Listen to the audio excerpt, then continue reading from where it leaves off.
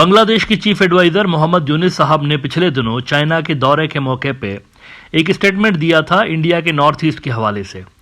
उन्होंने कहा कि इंडिया का जो नॉर्थ ईस्ट है ये लैंड लॉक्ड है और इंडिया के नॉर्थ ईस्ट के अंदर ये पोटेंशियल मौजूद है कि वो चाइना का इकोनॉमिक एक्सटेंशन बन सके। अब उनके इन रिमार्क्स के ऊपर, इन स्टेटमेंट्स के ऊपर एक तूफान बदतमीजी हमें इंडिया के अंदर नजर आया। इन्वेजन की थ्रेट्स तक नौबत पहुंच चुकी। उनके जो मिलिट्री के रिटायर्ड लोग हैं, एक्सपर्ट्स उनके सो कॉल्ड जो हैं, इन्वेजन की थ्रेट्स देने लगे। उनके दीगर जो जियो पॉलिटिकल एनालिस्ट हैं वो धमकियाँ में ज़बान इस्तेमाल करने लगे कि ये क्या बात इन्होंने की है, हमारे नॉर्थ ईस्ट में चाइना को लाने की क्या बात कर रहे हैं। अब कई रोज़ के बाद आज ये हुआ है कि मोहम्मद यूनिस के जो रिप्रेजेंटेटिव हैं उनकी जानिब से क्लियर किया गया है कि मोहम्मद यूनिस के कहने का क्या मतलब था। उन्होंने कहा कि देखें, मोहम्मद यूनिस ने ये जो बात की है ये गुड इंटेंशन के साथ की है। अब अगर कोई इसका अपना मतलब ले रहा है और उनके अल्फाज को ट्विस्ट करके अपना मीनिंग देने की कोशिश कर रहा है तो इसमें हम कुछ नहीं कर सकते। टाइम्स ऑफ इंडिया ने रिपोर्ट किया है his remark on India's north east misinterpreted at defence Mohammad Yunus. इसमें वो कहते हैं कि ही यानी Yunus made the statement with honest intention. If people interpret it differently, we cannot prevent it. Khalilur Rahman, the High Representative to Bangladesh Chief Advisor Yunus for the Rohingya issue and other priorities, told media persons according to Bangladesh Daily Star newspaper. अब ये सूरत हाल, उन्होंने कहा मोहम्मद यूनिस ने ऐसी कोई बात ही नहीं की जिस पे इतनी ज़्यादा मिर्चें लगनी चाहिए। उन्होंने कुछ बात और की है और ये उसको इंटरप्रेट अलग तरीके से कर रहे हैं। अच्छा, वैसे ये दुरुस्त बात है। लैंड लॉक्ड के वर्ड्स के ऊपर इनको एतराज है कि ये क्यों कहा उन्होंने लैंड लॉक्ड रीजन है, हालांकि ये वो लफ्ज़ है जो कि खुद इंडियंस इस्तेमाल करते रहे इस रीजन के लिए। इंडिया का मीडिया अक्सर ये वर्ड इस्तेमाल करता रहा है। इस हवाले से मैं आपको ज़रूर रिकमेंड करूंगा कि दी बिजनेस स्टैंडर्ड के अंदर मासूम बिल्ला का एक आर्टिकल लिखा हुआ है, वो ज़रूर पढ़िएगा इस हवाले से। ये मेरे ख्याल से आज इन्होंने लिखा है 2 अप्रैल को। पूरी उन्होंने हिस्ट्री बताई है कि इंडियंस की नींदें क्यों हराम हुई पड़ी हैं भाई, जबकि ये कोई ऐसा बड़ा मुद्दा ही नहीं है। उन्होंने कहा है कि chief advisers land remark why is India losing sleep over a well accepted fact just a few years ago India openly acknowledged this geographic reality and praised transit routes through Bangladesh for improving connectivity. India खुद अपने इन इलाकों को land lock कह चुका है। और फिर नीचे देखिए उन्होंने क्या लिखा है। On 3rd September 2020, The Economic Times of India published a report titled India Bangladesh Launch New Initiative to Connect Landlocked Northeast। ये इंडिया का न्यूज आउटलेट है, वो खुद कह रहा है लैंड लॉक्ड है हमारा ये वाला रीजन।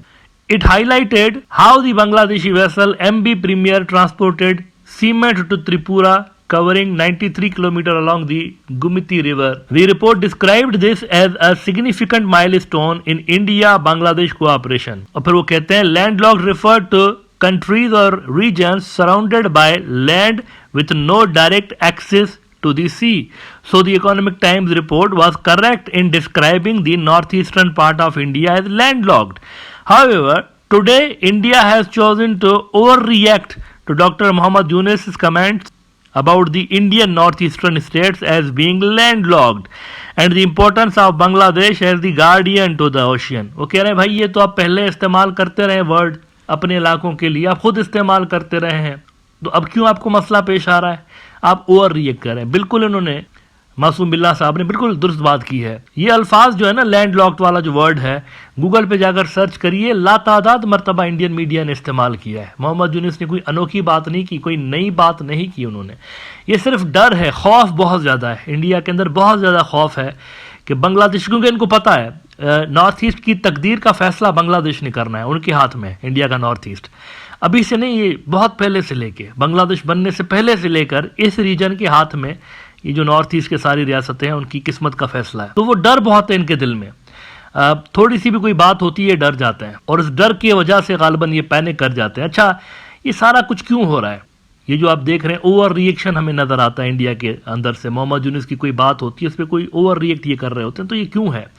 इसका जवाब ये है कि ये कंफ्यूज्ड है। New Delhi is confused basically. जब से लेकर शेख हसीना की सरकार धपड़धूस हुई है ना, they have absolutely no idea कि यूनिस की सरकार के साथ कैसे डील करना है। फ्रेंडली ताल्लुकात रख नहीं सकते क्योंकि ये न्यूट्रल बंदा है, ये शेख हसीना नहीं है। जिसको जो ऑर्डर देते थे फॉलो करती थी, ये वो नहीं है, तो न्यूट्रल रह नहीं सकते, और अगर ये हमारे ऑर्डर्स नहीं फॉलो करते तो फिर इनके साथ फ्रेंडली हो नहीं सकते। तो ये कंफ्यूज्ड हैं, इनको समझ में नहीं आ रहा साउथ ब्लॉक वालों को कि कैसे इनके साथ डील करना है। और इस कंफ्यूजन की एक ताज़ा तरीन मिसाल आपको देता हूँ। बांग्लादेश की तरफ से एक क्लियरिटी आपको नज़र आ रही है। उन्होंने जब चाहा, चाइना के प्रेसिडेंट शी जिनपिंग के साथ जब उनको मुलाकात करनी थी, जनवरी में बातचीत करते हैं, मार्च की कोई डेट रख देते हैं और मार्च में मोहम्मद यूनुस चला जाता है, मुलाकात कर लेते हैं। इसी तरह से नरेंद्र मोदी के साथ इन्होंने जब मुलाकात करनी होती है, लास्ट ईयर भी इन्होंने कहा मोदी को कि मुलाकात करिए, उन्होंने ना बोल दिया। इस साल भी कहा मोदी को कि बिम्स्टेक के इजलास पे मुलाकात करिए, तो वहाँ से कुछ जवाब नहीं आया। लेकिन ये क्लियर थे ढाका वाले। वहाँ से क्या देखिए हरकतें क्या हो रही हैं। इसी मोहम्मद यूनुस और नरेंद्र मोदी की मुलाकात के हवाले से मैं ज़रा आपको इंडिया की तब्दील होती हुई स्टेटमेंट्स दिखाता हूँ।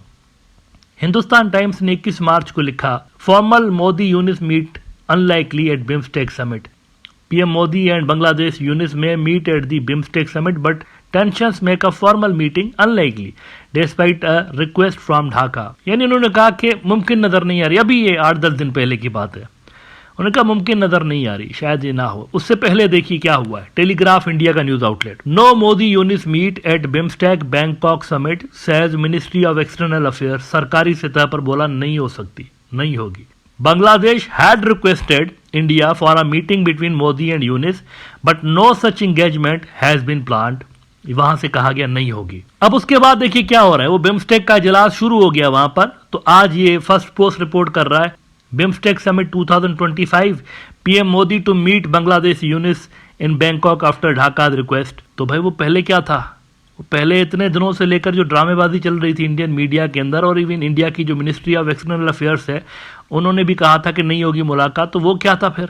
कंफ्यूजन है। आज एक फैसला करते हैं, दूसरे दिन दूसरा फैसला करते हैं। अच्छा, इसमें भी कंफ्यूजन है। अगर मुलाकात होगी तो कब होगी, अभी तक कंफ्यूजन है। फर्स्ट पोस्ट कहता है कि prime minister Narendra Modi and chief adviser to Bangladesh interim government professor Mohammad Yunus will hold their first official bilateral meeting on the sidelines of the BIMSTEC in Bangkok, reported United News of Bangladesh on Wednesday, April 2। यानी कोई date उन्होंने नहीं दी कि कब मुलाकात करेंगे। लेकिन Dhaka Tribune ने रिपोर्ट किया है कि फ्राइडे वाले दिन हो रही है मुलाकात। वो कह रहे हैं कि BIMSTEC sidelines Yunus Modi first ever in person meeting set for Friday.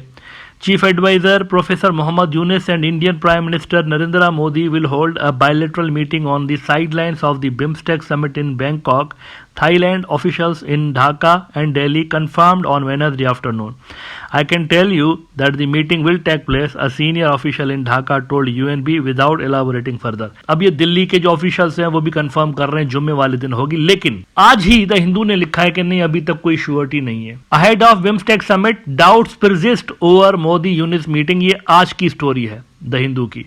This is the first physical BIMSTEC since the pandemic. PM Modi to meet Thai King, Thai PM and hold bilaterals with several countries. Last week's Myanmar quake has drawn attention to the summit. अब देखें ये सूरत हाल है, कितनी confusion इन्होंने फैला के रखी हुई है। पहले कहते हैं नई मुलाकात होगी, फिर कहते हैं होगी, फिर कहते हैं फलां डे को होगी, फिर कहते हैं इस दिन को नहीं, इस दिन को होगी। ये सारी चीजें आपको जाहिर कर रही हैं कि इंडिया कंफ्यूज्ड है। इनकी कोई क्लियर बांग्लादेश पॉलिसी नहीं है। ये इवेंट्स के हिसाब से चल रहे हैं। जब इनको पता चलता है मोहम्मद यूनुस चाइना जाता है तो ये हार्ड हो जाते हैं, कहते हैं नहीं मुलाकात नहीं करेंगे, इनके ऊपर दबाव बनाने लगते हैं। उन्होंने तो इसको ज्यादा सीरियसली नहीं लिया, फिर ये सॉफ्ट ऑन कर देते हैं कि यार बिल्कुल ही ना हाथ से निकल जाए बांग्लादेश हमारे। तो ये हो रहा है, ये इवेंट्स के हिसाब से अपनी पॉलिसीज बना रहे हैं। बस कोई विजन नहीं है इनकी पॉलिसी के अंदर। विजन इस वजह से नहीं है क्योंकि जैसे कि मैंने कहा कि ये क्लूलेस है कि मोहम्मद यूनुस के साथ डील कैसे करना है।